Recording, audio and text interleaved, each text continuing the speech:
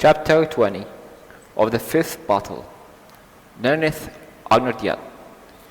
It said that Beren and Luthien returned to the northern lands of Middle-earth and dwelt together for times as living men and women, and they took up again their mortal form in Doriath.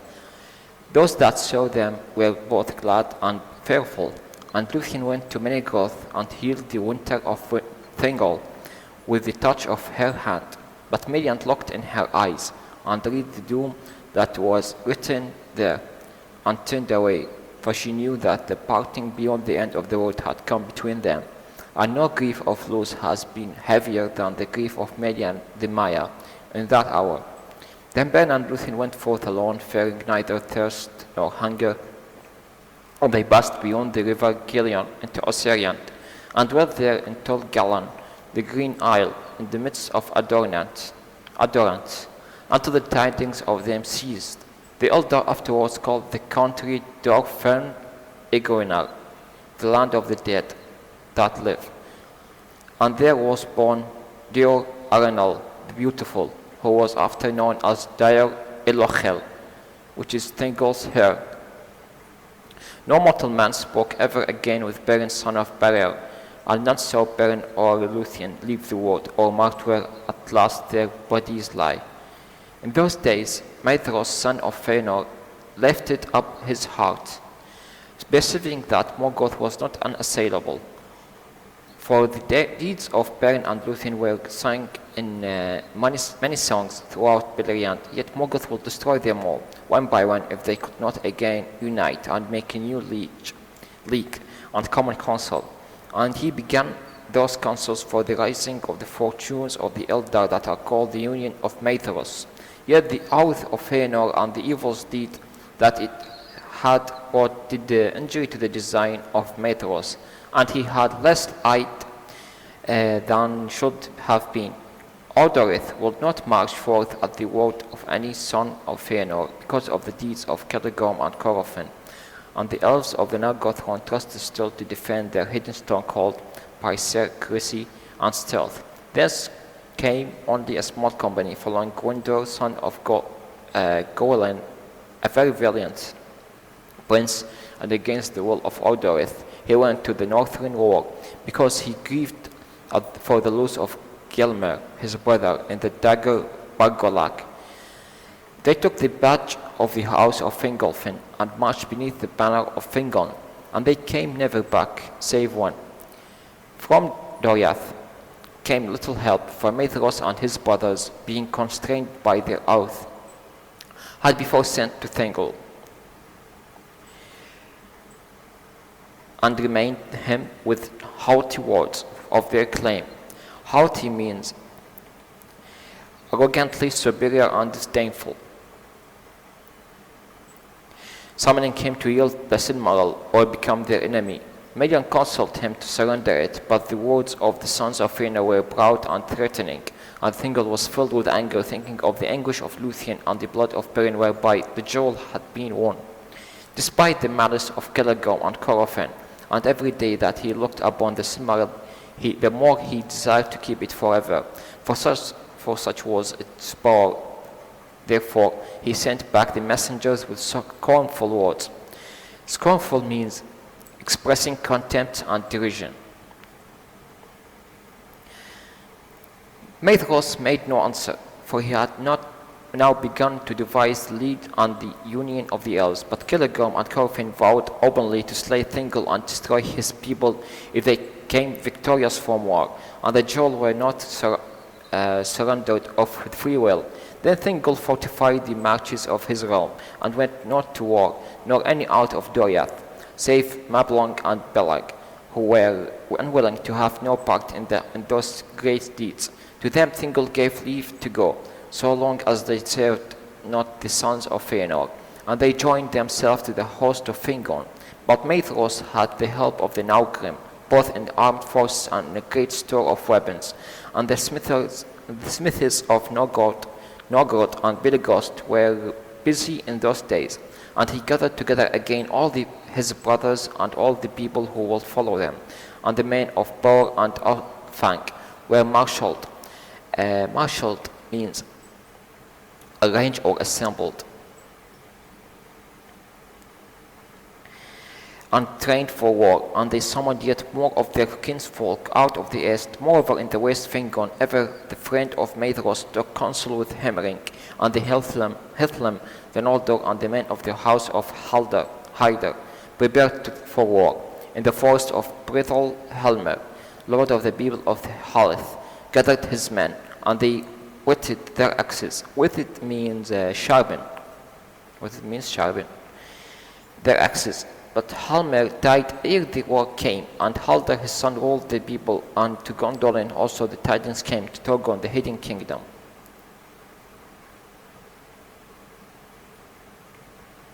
But Maedhros made trial of his strength too soon, ere his plans were full wrought, and the orcs were driven out of the northward regions of Beleriand, and even Dorthonion was freed for a while. Morgoth was warned of the uprising of the Eldar and the elf friends, and took counsel against them. Many spies and workers of the treason he sent forth among them, as he was the better able now to do, for the faithless men of his secret allegiance were yet deep in the secrets of the sons of Feanor. At length Maedhros, having gathered all the strength that he could of the elves and the men and dwarves, resolved to assault Angband from east to west. Resolved means desiring or deciding to. And he purposed to march with banners, displays, and open force over Anfauglith. But when he had drawn forth, as he hoped, the armies of Morgoth in answer, then Fingon should issue forth from the pass of Hithlum, and thus they thought to take the might of Morgoth as between anvil and hammer, and break it to pieces. And the signal for this was to be the firing of the great beacon in Dorthonion. Beacon means a light signal set in a high position, for example on mountain. On the appointed day, on the morning of the midsummer, the trumpets of the Eldar greeted the rising of the sun, and in the east was raised the standard of the son of Feanor, and the west the standard of Fingon, high king of the Noldor. Then Fingon looked out from the walls of Ithel, Sirion, and his host was arrayed in the valleys and the woods upon the east of Ered Withern, well hid from the eyes of the enemy. But he knew that it was very great, for there all the Noldor of Hithlum were assembled, together with elves of the Falas and Gwendor's company from Nargothrond. And he had great strength of men. Upon the right were the host of Dor Lomen, and all the valor of the Horen and Hor his brother. And to them had come Haldr of Berthel with many men of the woods. Then Fingon looked toward Tangordrim, and there was a dark cloud about it, and the black smoke went up, and he knew that the wrath of Morgoth was aroused, and their challenge was accepted. A shadow of doubt fell upon Fingon's heart, and he looked eastwards, seeking if he might see with elven sight the dust of Anfauglith rising beneath the host of Maedhros. He knew not that the Maedhros was hindered in his settings forth by the guile of Uldor the accursed, who deceived him with false warnings or assault from Angband. But now a cry went up, passing up the wind from the south, from the vale to vale. And elves and men lifted their voices in wonder and joy, for unsummoned and unlooked for Torgon had opened the leaguer of Gondolin, and was come with an army 10,000 strong, with a bright mail, and long swords, and spears like forest.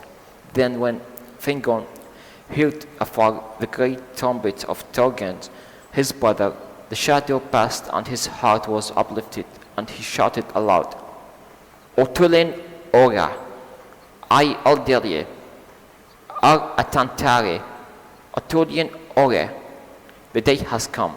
Behold, people of the Eldar, and fathers of men, the day has come.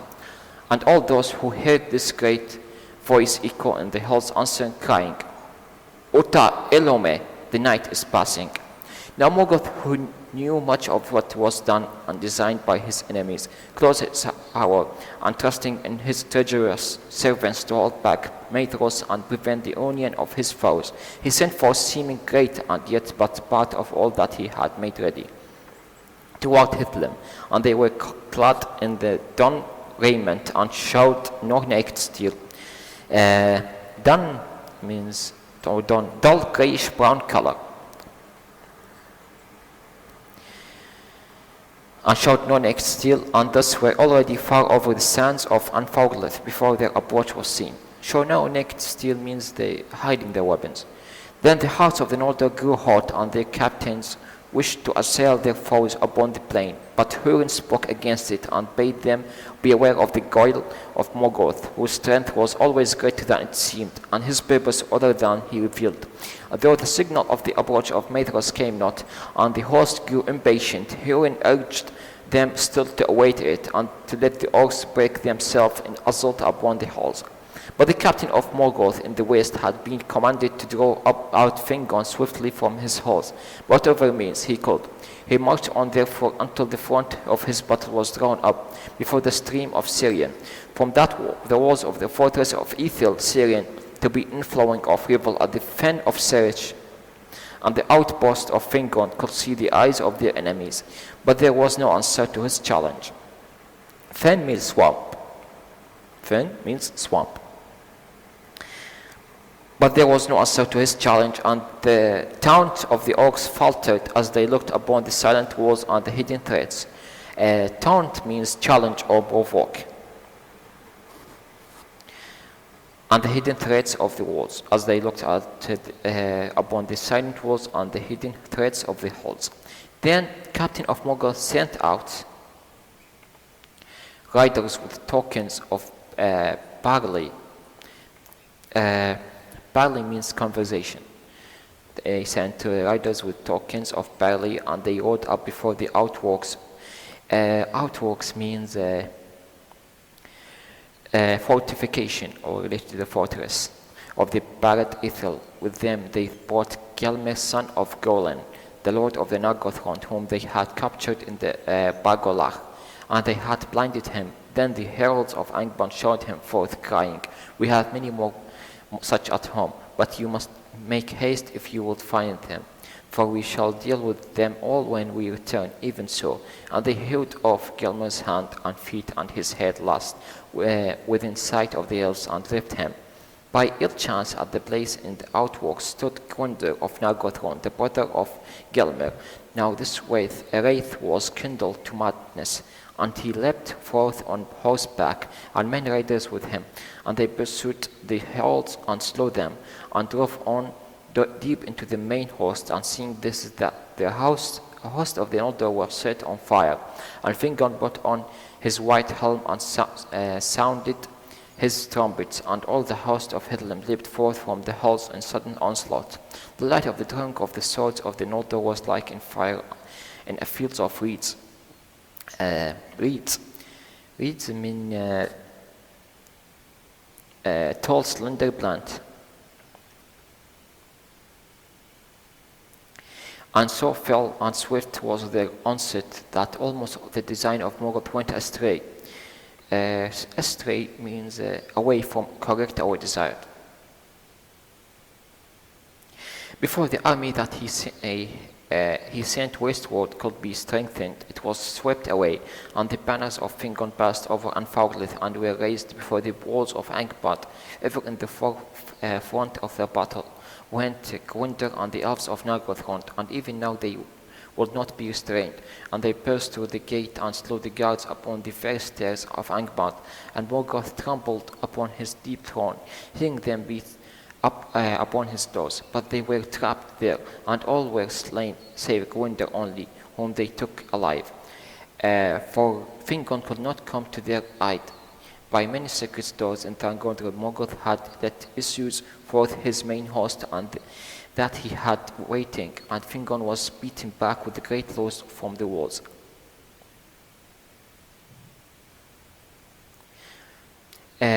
Then in the bane of Anfauglith, on the 4th day of the war, there began Nirnaeth Arnoediad, unnumbered tears, for no song or tale can contain all its grief. The host of Fingon retreated over the sands, and Held, the lord of the Haladin, was slain in the rearguard.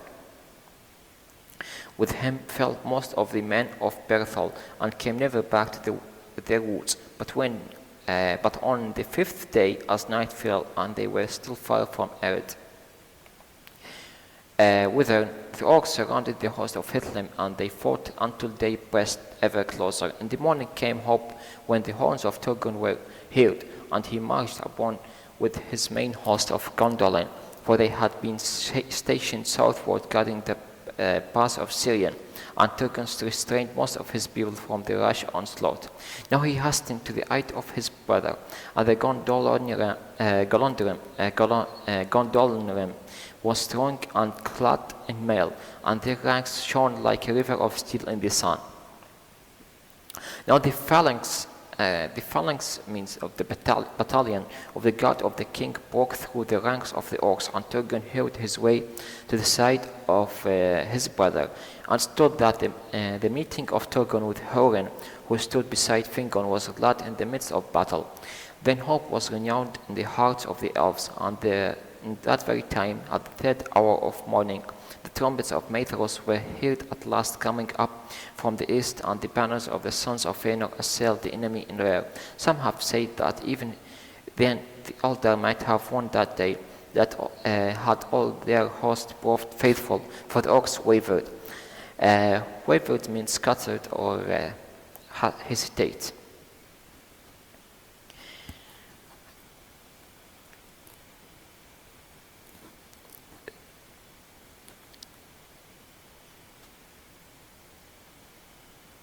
For the orcs wavered, and their onslaught was stayed, and already some were turning to flight. But even as the vanguard of Maedhros came upon the orcs, Morgoth lost his last strength, and Angband was emptied. There came wolves and wolf riders, and then there came Balrogs and dragons, and Glaurung, father of dragons. The strength and terror of the great worm were now great indeed, and elves and men withered before him. And he came between the hosts of Maedhros and Fingon and swept them apart. Yet neither by wolf, nor by Balrogs, nor by dragon would Morgoth have achieved his end, but for the treachery of men. In that hour the blood of Anflang was revealed. Many of the Easterlings turned and fled, their hearts being filled with lies and fear. But the sons of Alfang went over suddenly to Morgoth and drove in upon the rear of the sons of the Valinor, and in that confusion that they wrought, they came near to the standards of Maedhros. They reaped not the reward, reaped here means harvest, not the reward of the Morgoth promised them. For Maklar slew Aldor, the cursed, and the leader in Derision, and the sons of Bor slew Elfast and Olworth, ere they themselves were slain. But the new strength of evil men came up. The Aldor had summoned and kept hidden in the eastern hills, and the host of Maedhros was assailed now on three sides, and broke, and was scattered, and fled this way and that. Yet fate saved the sons of Valinor, and though all were wounded, none were slain, for they drew together and gathered a remnant of the Noldor and the Naugrim about them. They hurried away out of the battle and escaped far away towards the Mount Doomed in the east. Last of the eastern force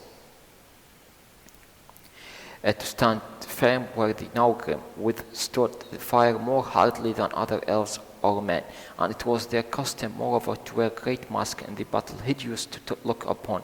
Thus stood them in good stead against the dragons, but for them Glaurung and his brood means his offsprings or breed, would have withered all that was left of the Noldor. But the Naugrim made a circle about him when he assailed them, and even his mighty armor was not full proof against the blows of their great axes.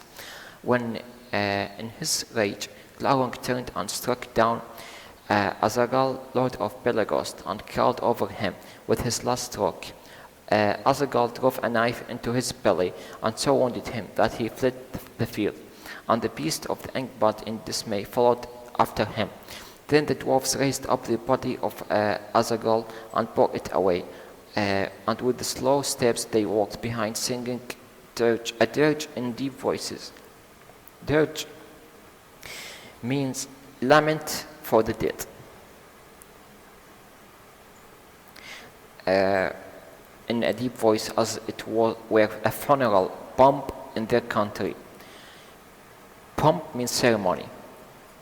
So it was just like a funeral ceremony in their country, and gave no heed more to their foes, and none dared to stay them. But now in the western battle, Fingon and Turgon were assailed by the tides of foes, thrice greater than all that force that was left to them.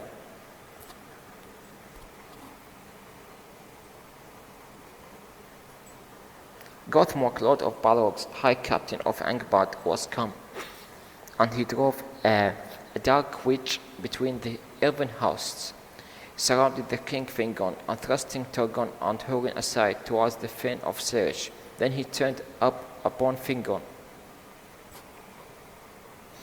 That was a grim meeting. At last Fingon stood alone with his guard, dead about him, and he fought with Gothmog until another Balrog came behind and cast a thong means a strip, or whip of fire about him.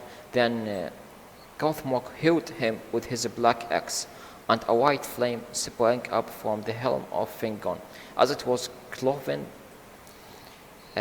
Cloven means split or torn. Thus fell the high king of the Noldor, and they beat him into the dust with their maces, and his banner, blue and silver, they trod into the mire of his blood. Mire trod means bury, while mire means swamp or stream of his blood. Then the field was lost, but still Húrin and Hur and the remnant of the house of Haldor stood firm with Turgon of Gondolin, and the host of Morgoth could not yet win the pass of Sirion. Then Húrin spoke to Turgon, saying, "Go now, Lord, while time is, for in you lives the last hope of the Eldar, and while Gondolin stands, Morgoth shall still no fear in his heart." But Turgon answered, "Not long now can Gondolin be hidden, and being discovered it must fall." Then Hur spoke and said, "Yet if it stands but a little while, then out of your house shall come the hope of elves and men. This I say to you, Lord, with the eyes of death, though we part here forever, and I shall not look on your white walls again. From you and from me a new star shall arise. Farewell." And Maeglin, Turgon's sister's son, who stood by, heard these words and did not forget them, but he said nothing. Then Turgon took the counsel of Húrin and Hur, and summoning all the remained of the host of Gondolin and such of Fingon's people as could be gathered, he retreated towards the pass of Sirion, and his captains Icthelion and Golofendel guarded the flanks to right and left, so that none of the enemy should pass them by. But the men of Dor Lúmen held the rear guard, as Húrin and Hur desired, for they did not wish in their hearts to leave the Northlands, and if they could not win back to their homes, there they would stand to the end. Thus was the treasury of Eldor redressed, and all of the deeds of the war that the fathers of men wrote in behalf of the Eldar. The last stand of the men of Dor Lúmen is most renowned. So it was that Turgon fought his way southward until coming behind the guard of Húrin and Hur, he passed down Sirion and escaped, and he vanished into the mountains and was hidden from the eyes of Morgoth. But the brothers drew the remnant of the men of the house of Hador about them, and foot by foot they withdrew until they came behind the fenced Sirish and had the stream of Ribble before them. Then there they stood and gave way no more. Then all the host of Angband swarmed against them, and they bridged the stream with their dead, and encircled the remnant of Helheim as gathering tide about a rock.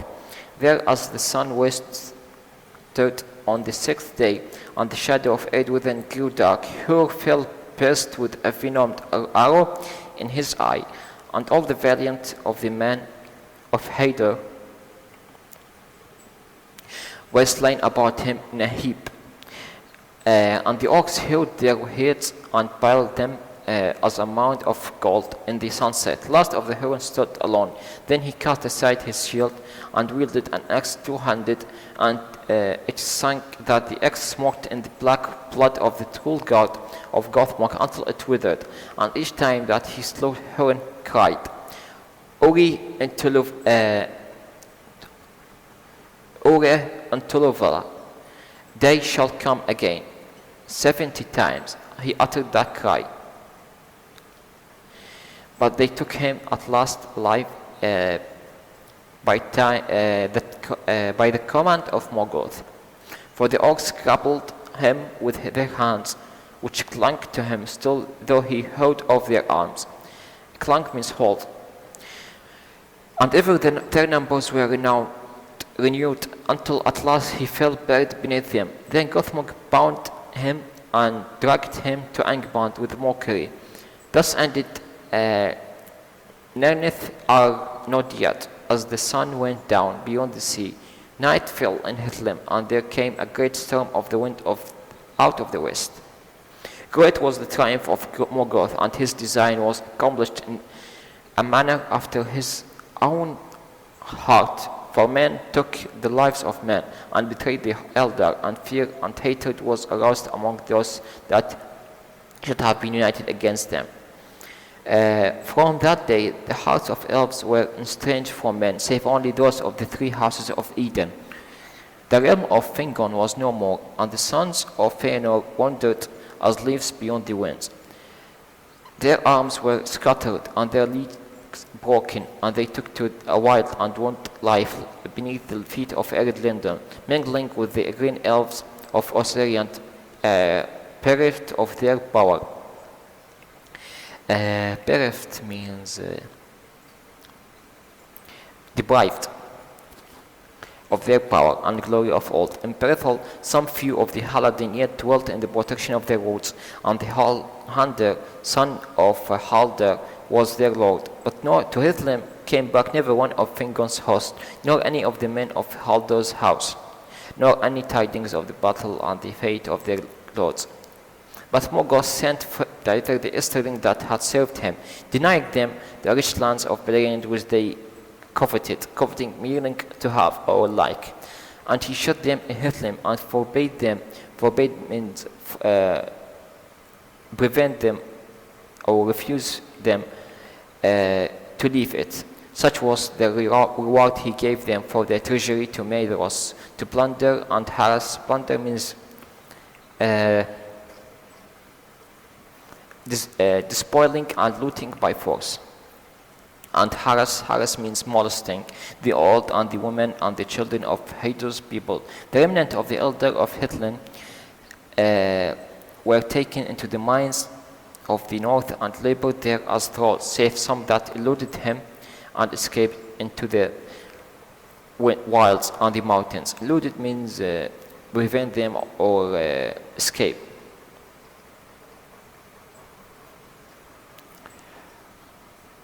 The orcs and the wolves went freely through all the north and came ever further southward into Beleriand, even as far as the Nirnaeth, the lands of willows. Willows means type of tree or shrub. On the borders of Osiriand, and none were safe in field or wild. The earth indeed remained, and the halls of Nargothrond were hidden, but Morgoth gave small heed to them, either because he knew little of them, or because their hour was not yet come in the deep purpose of his malice. Many now fled to havens and took refuge behind Círdan's walls. And the mariners passed up and down the coast and harried the enemy with a swift landing. Harried attacked the enemies with swift landing. But in the next year, ere the winter was come, Morgoth sent a great strength over Hitlim and Nifrost, and they came down the rivers Brithen and Nirnaeth, and ravaged all the Falas, and besieged the walls of Brithombar and Iglarest, smiths and miners and makers of fire. They brought with them, and they set up great engines, and valiantly through they were resisted. They broke the walls at last. Then the havens were laid in ruin. And the tower of Barret Nimras cast down, and the most part of Círdan's people were slain or enslaved. But some went aboard ship and escaped by sea. Among them was Erinion Gilgalad, the son of Fingon, whom his father had sent to the havens after the dagger Bargolak. The remnant sailed with Círdan south to the Isle of Balar, and they made a refuge for all that could come thither, for they kept a foothold also at the mouths of Syria, and their many light and swift ships lay hid in creeks and waters, where the reeds were dense as the forest. Creeks means a stream or brook of river.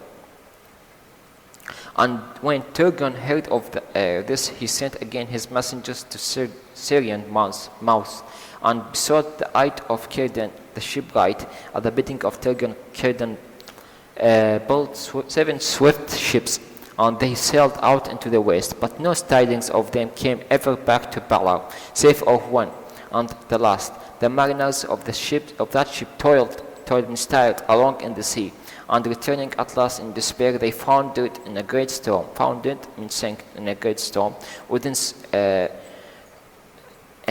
of the coast of Middle-earth. But none one of them was saved by Olmo from the wrath of Osse, and the waves bore him up and cast him ashore in Nifrast. His name was Vornwe, and he was one of those that Turgon sent forth as messengers from Gondolin.